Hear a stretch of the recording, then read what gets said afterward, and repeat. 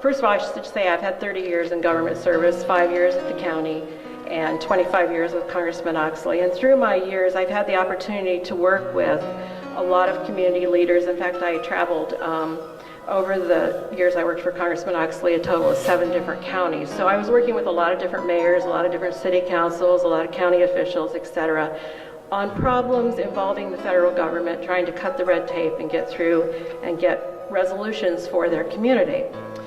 I will say this, in Lima it was unique because we didn't seem to have a problem. It didn't matter that we were on opposite sides of the aisles. We were always able to work together.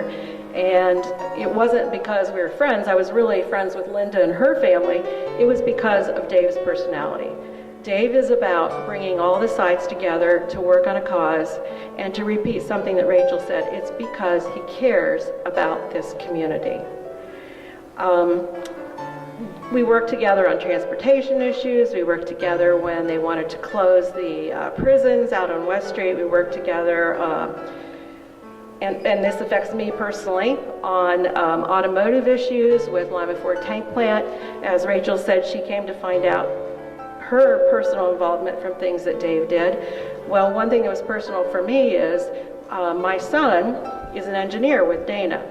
Dana would probably be closed if it were not for the Ford plant keeping its presence in Lima.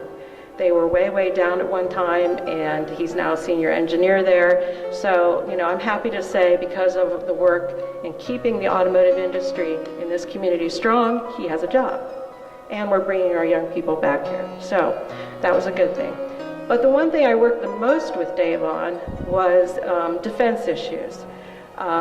Starting in the 80s, the Department of Defense and the White House administration established BRAC, Base Realignment and Closure Plans.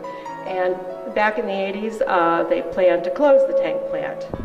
That was one of the biggest fights I ever worked on, and I know this last time you kind of faced the same thing all over again, where they wanted to close the tank plant. Dave was able to bring together a huge group of people to really make it a community effort to work forward and resolve the issues that need to be resolved, and make sure that we keep our workforce out at the tank plant strong, or as it's now known, JSMC. So thank you, Dave, for all you've done, and I am proud also to stand up here with you.